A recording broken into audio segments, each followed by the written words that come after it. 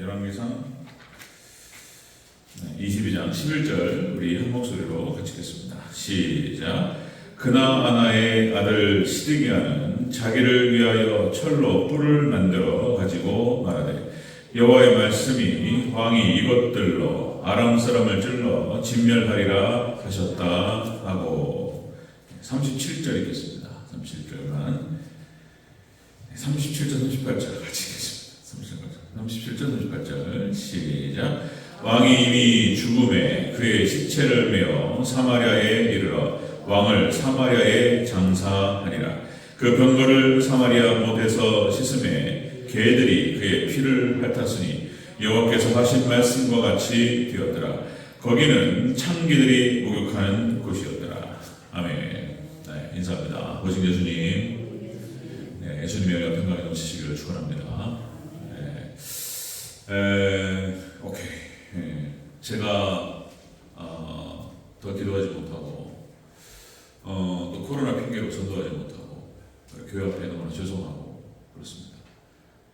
제 책임이 제일 크고 하나님께 제가 회개하고 앞으로 더 많은 더 오랜 기도, 많은 기도와 전도 사역을 통해서 교회가 더욱더 부흥할 수 있도록 최선을 다하도록 하겠습니다. 제 책임이 제일 크고 그렇습니다. 네, 오늘 함께 읽으신 열왕기상 22장 11절과 37절, 38절 오늘 본문을 그대로 시드기야로 본 거짓 선지의 모습이라는 제목으로 말씀드리겠습니다. 시드기야로 본 거짓 선지의 모습. 우리 같이 한번 따라하겠습니다. 시드기야로 본 거짓 선지의 모습.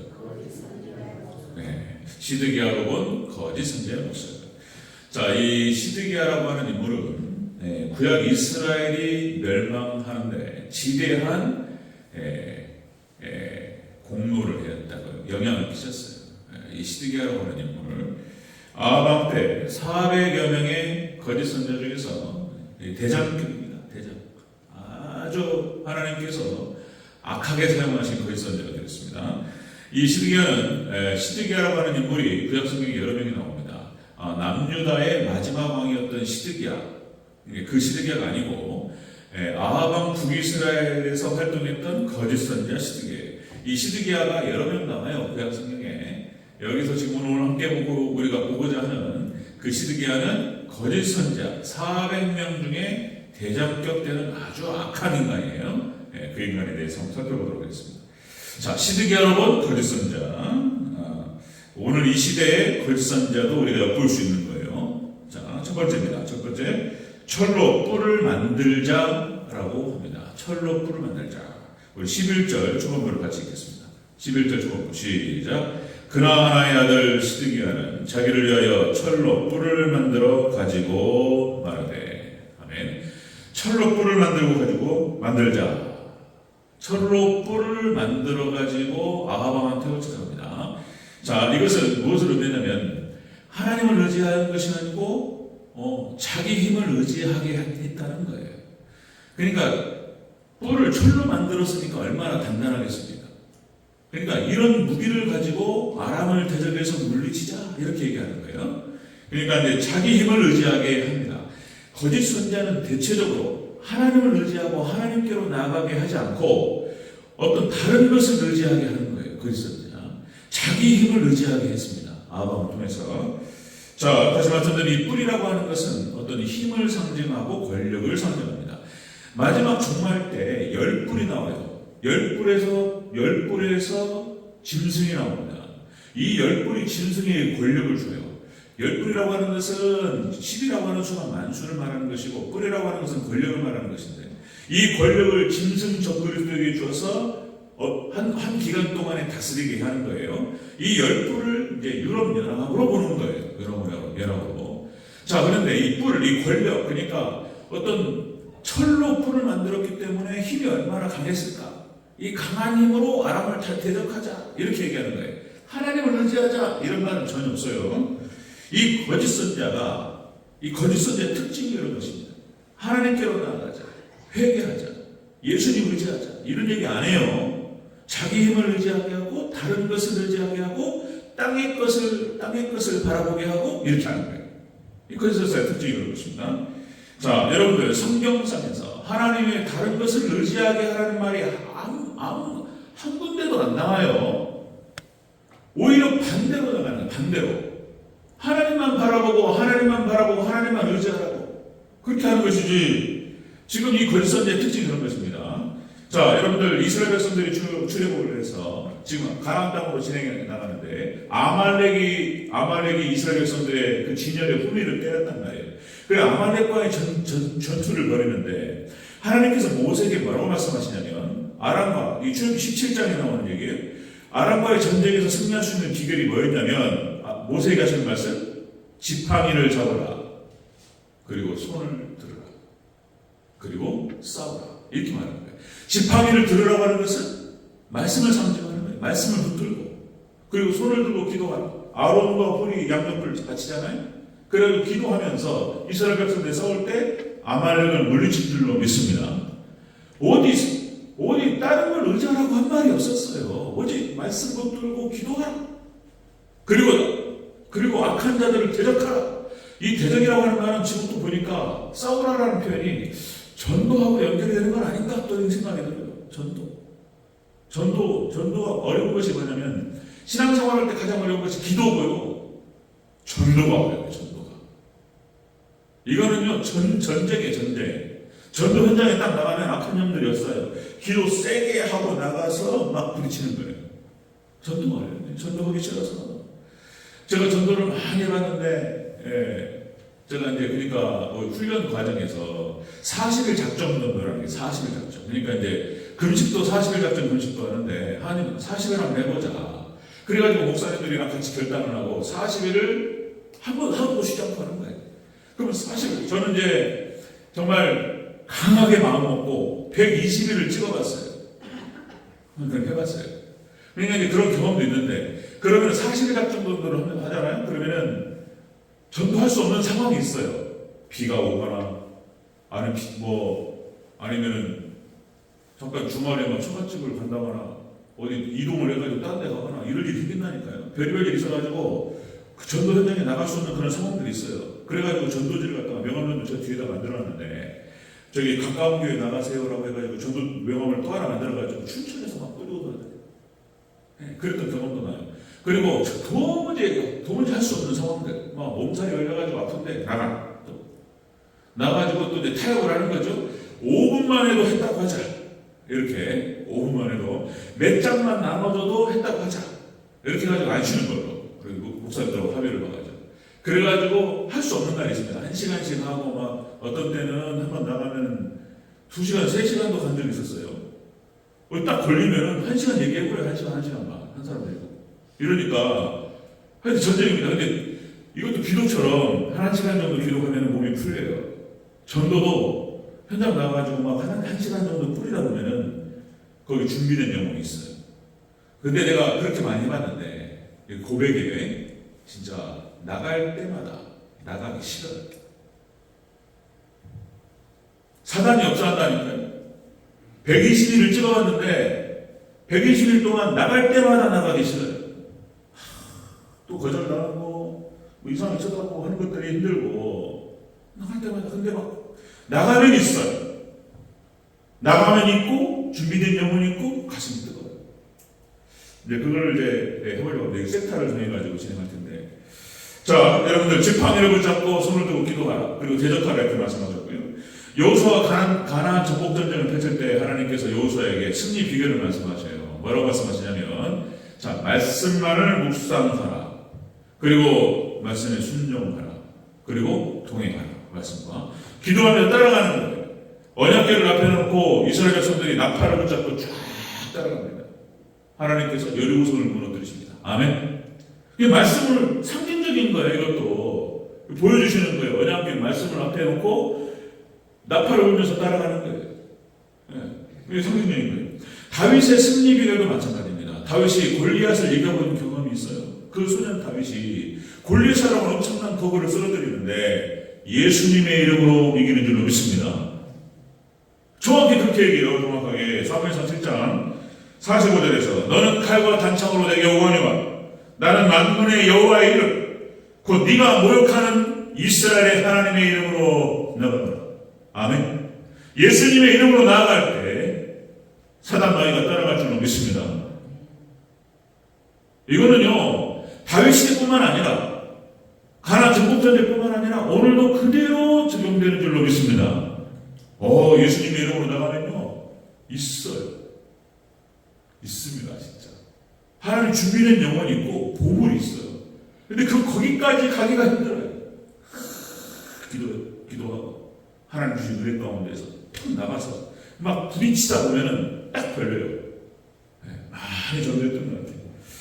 자, 여러분들 여호수아 11장 9절. 자, 말을 의지하지 말고 병거를 의지하지 말라고 하시는 말씀의 근원, 왕의 규례의 근원이 어디서 나오냐면 여호수아서에 나와요.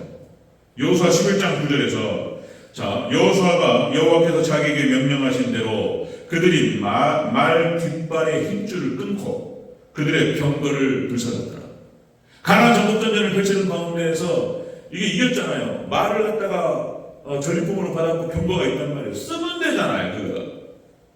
자기들이 사용할 수 있잖아요. 근데 하나님께서 뭐라고 말씀하시냐면 말의 뒷발의 힘줄을 끊어버려요.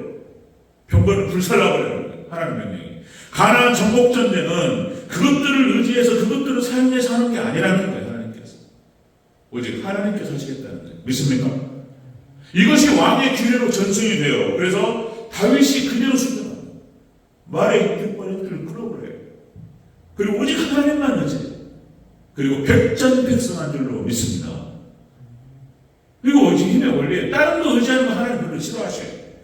에레미야서 2장 36절에 뭐라고 나오냐면 이스라엘 백성들이 바벨론에 남유다가 멸망할 때 어떤 일이 벌어지냐면 이렇게 말합니다. 이집트하고 애굽하고 연합했다는 거예요. 바벨론이 쳐들어오면 애굽이 도와준다고 했다는 거예요. 실질적으로 연합을 했어요. 그리고 서로 공조해가지고 서로 도와주자고. 그러니까 바벨론하고 느부갓네살하고 공약을 내렸어요. 내가 너희들을 그냥 살려줄 테니까 조공을 바쳐라. 조공 바칠 수 없다. 그래가지고 대항합니다. 에레미야가 뭐라고 그러냐면 조공은 바쳐야 된다. 우리 안 망하려면. 이렇게 예언했다가 에레미야가 두들겨 맞아요.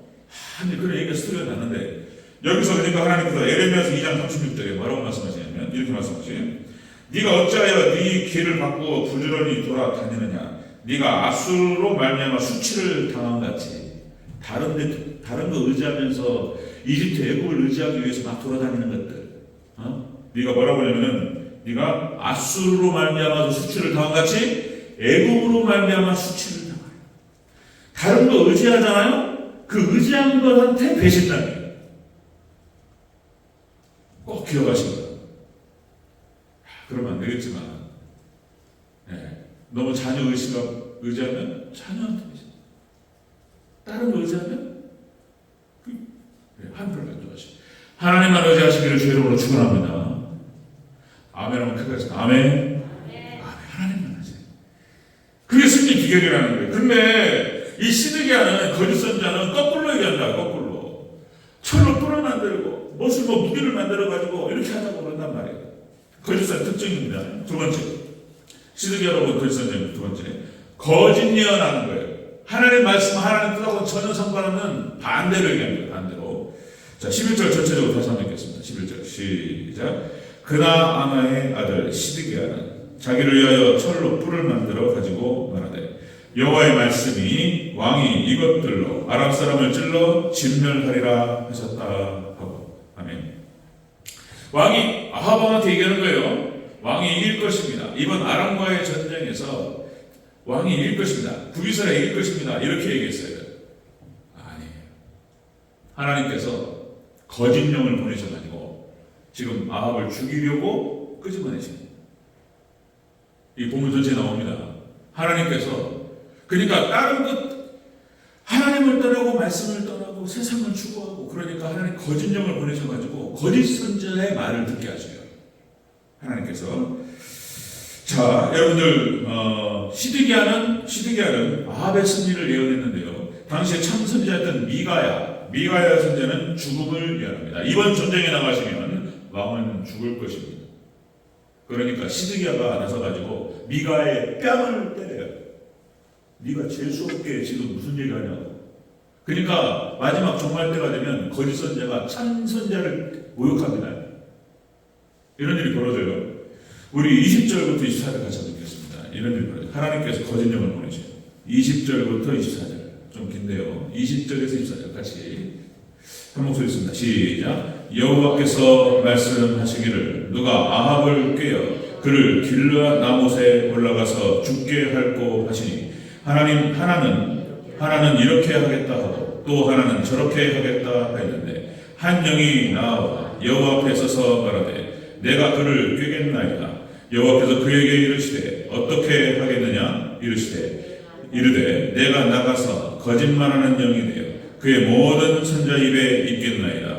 여호와께서 이르시되 너는 꾀겠고 또 이루리라 나가서 그리하라 하셨은즉 이제 여호와께서 거짓말하는 영을 왕의 이 모든 선자 입에 넣으셨고 또 여호와께서 왕에 대하여 화를 말씀하셨나이다. 14절 시작. 그나나의 아들 시드기야가 가까이 와서 미가의 뺨을 치며 이르되 여호와의 영이 나를 떠나 어디로 가서 내게 말씀하시느냐. 아멘. 참선자 이 미가야를 조롱하면서 목살시켜버리고 그리고 거짓 영이 사로잡혀가지고 아합을 깹니다. 거짓 영이 붙어요.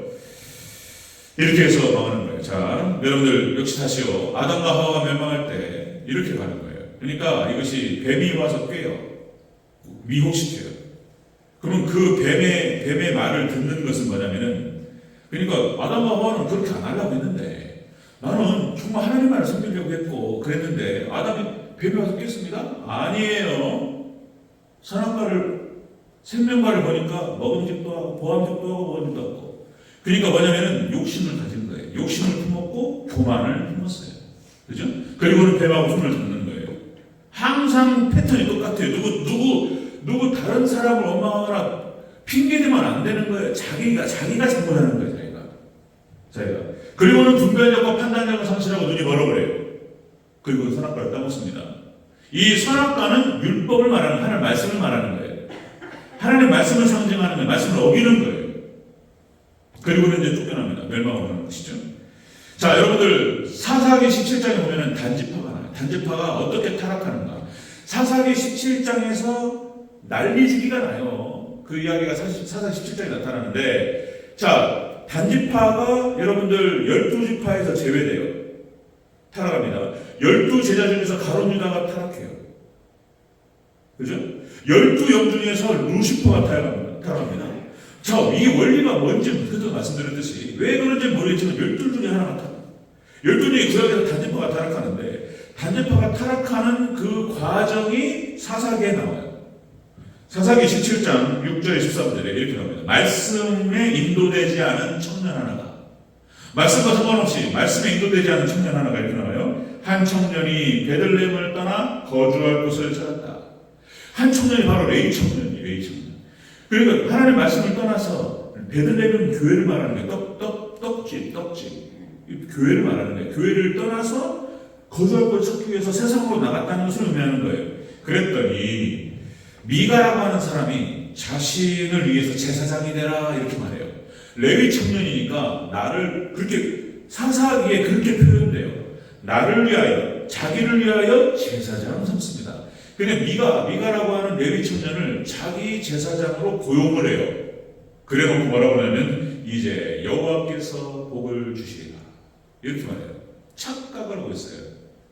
이러면서 이 미가의 집에서 사사기 18장 18절에 신상을 쌓습니다. 신상. 그리고 우상 숭배를 해요. 우상 숭배. 거기서부터 이 미가의 집에서부터 단지파로 확장돼요.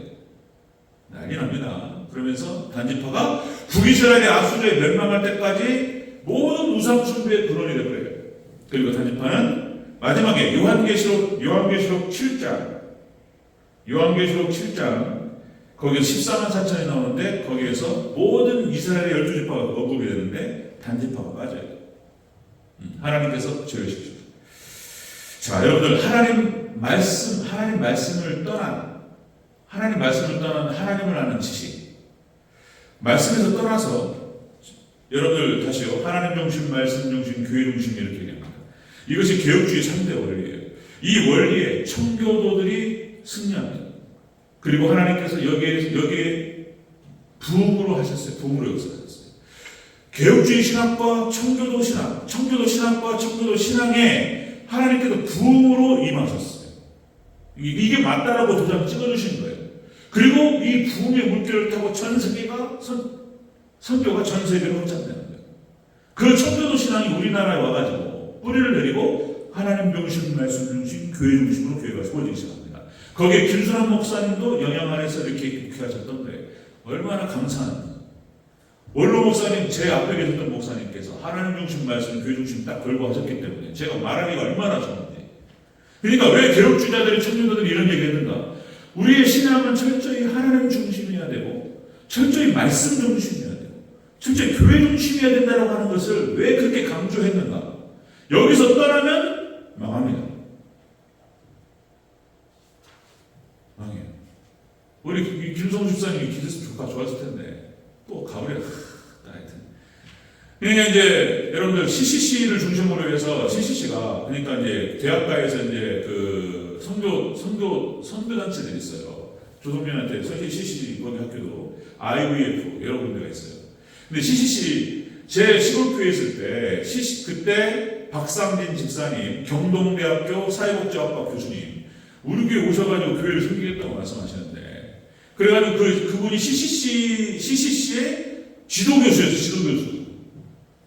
그게 뭐냐면은, 이게 CCC가 이런 거에 파라처치, 야, CCC가 오면 교회 안 가도 돼. 무슨 얘기를 하고 있는 거예요? 저는 CCC를 공격하는 게 아니고, 교회 중심의 신앙이 아니라 망가져요. 그분 망가지셨어요. 박사님, 목사님. 11조 안 합니다. 그리고 어머니 교회 안 나가요. 그리고 그 누님 있잖아요. 그 박사님, 목사님 누님이 참 이런 얘기 저한테 또 들린단 말이에요. 뭐냐면은 남편한테 남편한테 40일 금식 기도를 강요했어요. 아무도 얘기 안 하는 건데 남편한테 40일 금식이라 우리 문제 해결해야 되지 않겠냐? 남편이 40일 금식하다가 남편이 그랬다니까 나 죽겠다 못하겠다 좀만 하면 된다. 40일 금식을 강요했어요. 40일 금식하다가 돌아가셨어요. 그리고 박사님 사의 어머니가 절대로 그런 얘기 하지 마. 남편 죽였다는 말 들으니까. 그러니까 벌써 교회 중심의 신앙이 다 자식들 교회 안 나갑니다. 그 박사님 사의 자녀들 신앙생활 안 해요. 교회에서 떠나버리니까 다 망가져버려요. 그냥. 사단이 역사합니다. 저는 CCC를 욕하는 게 아니에요. CCC 열심히 하고 교회 선배들 열심히 하면서 교회 중심으로 신앙생활 열심히 하면서 대학에서 열심히 봉사하면 괜찮아요. 그런데 이게 거꾸로 얘기한단 말이에요. 두 개 겹치면 CCC 해야지 교회는 가지 말고 CCC 이런단 말이에요. 안 돼, 이거는요. 왜 교회 중심이라고 신앙생활 했는지 교회 떠나면 안 되는 거예요. 예수님의 예수님, 교회는 예수님의 몸입니다. 그죠? 우리는 예수님 몸이고 예수님 머리 대시고 우리는 교회는 예수님 몸이에요. 교회 지체예요. 그런데 교회 유기체가 교회를 떠나서 구원이 있다? 사탄이에요. 이단입니다. 안 되는 거예요. 그러니까 하나님 말씀이 없는 하나님 아는 지식은 저주로 가는 거예요. 그러니까 지금 뭐 JMS 정명성을 얘기하고 그 다음에 신천지 이만희 얘기하고 통일교 문선명 얘기하고 그러니까 뭐냐면 기존 교회에서 말씀으로 무장되지 않은 성도를 빼요. 말씀이 약하고 신앙이 약하니까 말씀이 없으니까 무너뜨려요. 말씀이 없는 하나님 성경을 떠난 하나님 아는 지식은 사탄이에요. 철저하게 말씀으로 무장해야 돼요. 그렇죠? 자, 여러분 시드기야로는 거짓 선지자는 그렇게 가는 거예요. 여러분들 자기 힘을 의지하게 하고 다른 거 의지하게 하고 말씀을 떠나게 하고 말씀을 떠난 말씀과 반대되는 예언을 해요. 이게 거짓 선지자. 그 말씀의 종이 천선지자는 거예요. 이게 말씀밖에 없는 거예요. 말씀밖에. 죄송합니다. 자, 세 번째 보겠습니다. 시드기야로는 거짓 선지자의 모습은 아합을 죽게 만듭니다. 멸망으로 인도하죠. 멸망으로 끌어들이는 것이 거짓 선지자. 자, 우리 37절, 38절 같이 읽겠습니다. 시작. 왕이 이미 죽음에 그의 시체를 메어 사마리아에 이르러 왕을 사마리아에 장사하니라. 그 병거를 사마리아 못에서 씻으매 개들이 그 피를 핥았으니 여호와께서 하신 말씀과 같이 되었더라. 거기는 청개들이 목욕하는 곳이었다. 아합을 죽게 합니다. 그러니까 시드기야가 거짓 선지자 패턴이 다른 걸 의지하게 만들고 자기 의지하게 만들고 자기 돈 의지하게 하고 자기 직장이 됐든 간에 아니면 하나님의 다른 것을 더 의지하게 만들어요. 이게 사탄이 하는 거예요. 그리고는 뭡니까? 두 번째, 전혀 하나님 말씀과 반대되는 얘기를 하는 거예요. 거짓 예언을 합니다. 쓸데없어. 그런 거 아니야. 잃어버려 그냥. 무시해버려 그냥. 하는 말씀. 여기가 사단이. 그리고는 이 시드기야가 아합을 이렇게 멸망으로 끌어가는 거예요. 자, 여러분 우리가 같이 읽었지만은 여러분들 우리가 잘 아는 말씀 34절 한번 더 읽을까요? 34절. 34절. 무심코 아람 군대 군인의 딱 쏜 활에 딱 꽂힙니다. 34절 시작. 한 사람이 무심코 활을 당겨 이스라엘의 왕의 갑옷 솔기를 마친지라. 왕이 그 병거모는 자에게 이르되 내가 부상하였으니 내 손을 돌려 내가 전쟁터에서 나가게 하라 하였으나. 아멘. 아람 군대 군인이 그냥 무심코 딱 썼는데 그것이 딱 가가지고 다시 말씀드리면 아합 왕이 옷을 바꿔 입었다고요. 왕의 옷을 입으면 타겟이 될 수 있으니까 다른 병사의 옷으로 갈아입고 숨겼단 말이에요. 그런데 그것이 찾아서 와요. 화살이. 갑옷 솔기 거기 이음새에 정확하게 들어와요. 화살이. 그걸 맞고 피가 쏟아지기 시작합니다. 그러니까 이게 지금 피가 쏟아져 죽었어요. 아왕이. 그럼 그렇게 곱게 죽으면은 그 악한 놈이 진짜 북이스라엘을 칠 때와 이스라엘을 타락하는데 그렇게 공문을 했던 그렇게 곱게 죽으면 안 되잖아요. 이게 지금 무엇을 상징하냐면 그렇게 해서 화살이 맞고 피가 계속 흘려서 피가 말라서 죽었습니다. 이것은 무엇을 상징하냐면 지옥 같다라고 하는 것을 보여주는 거예요. 생명을 계속 빼다가 그 피가 말라서 개들이 핥아먹어요.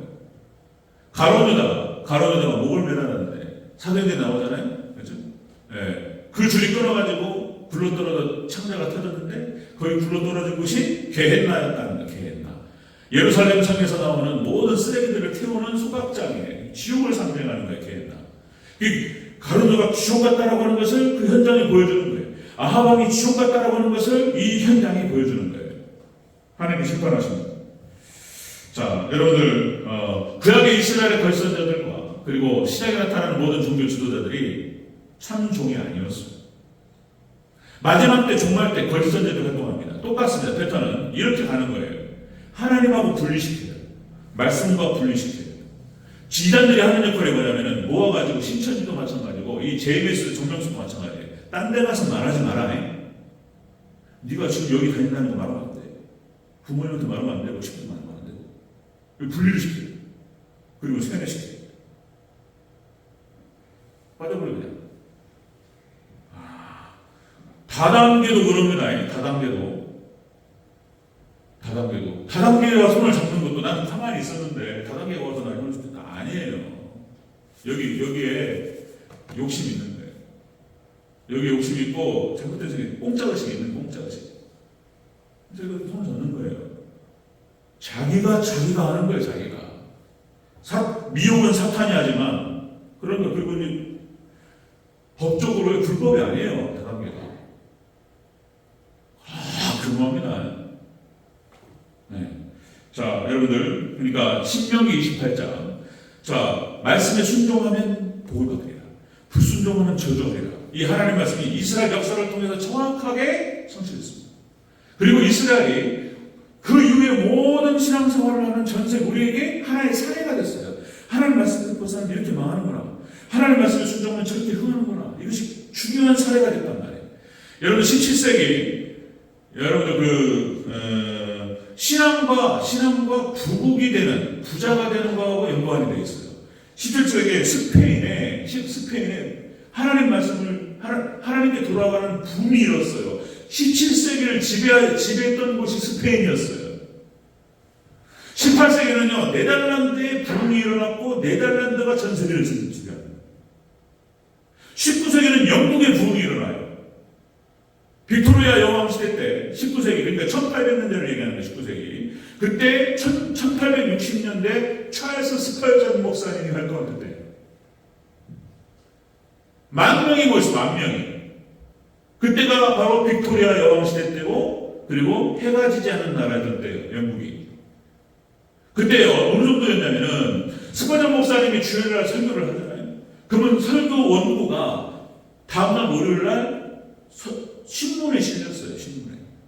그게 무엇을 의미하냐면 당시 영국 분위기가 스파전 목사님의 예배를 드리기 위해서 만 명이 모였고, 그리고 스파전 목사님의 이번 주 설교가 무엇이었는지를 영국에서 다 궁금해했다는 거예요. 지금처럼 무슨 방송이 있어가지고 방송을 하면 괜찮은데, 영국 분위기에서 이때 영국이 세계를 지배했습니다. 20세기는 부흥이 미국에서 일어나요. 부흥의 물결이 20세기로 건너가게 되고 미국이 전 세계를 지배합니다.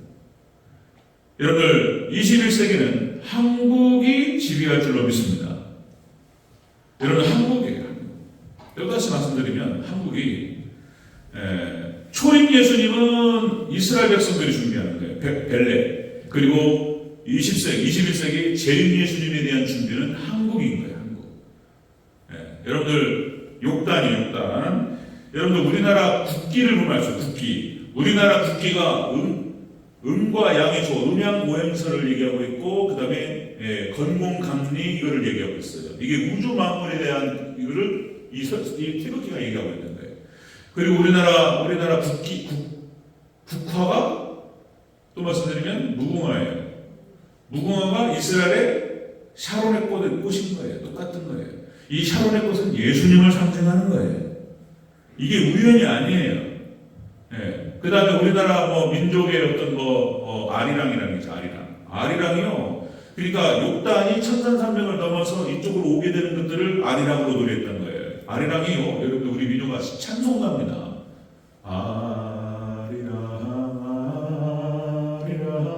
아리랑 노래를 부르면 한국 사람들은 울어요.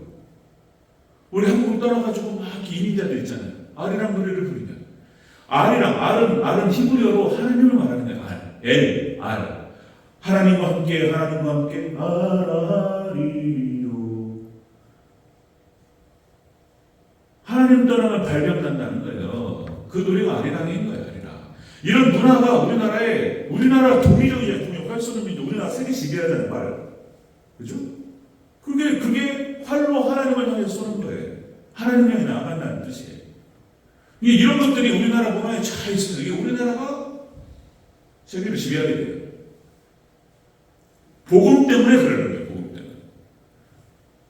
살짝 또 말씀을 드리겠습니다. 자, 시드기 여러분, 거듭 선생의 모습은 그런 겁니다. 하나님의 다른 것을 의지하게 하고 자기 힘을 의지하게 하고, 하나님 말씀과 전혀 반대되는 예언을 하고, 그리고 멸망으로 인도합니다. 이게 거듭 선생입니다. 여러분들 다른 거 없습니다. 꼭 기억하시기 바랍니다. 우리의 신앙은 하나님. 다 예수님 얘기하는 거예요, 지금. 이게 예수님이에요. 삼위일체 하나님, 예수님 중심. 그 다음에 말씀이 예수님이에요. 말씀 중심. 교회가 예수님입니다. 교회 중심.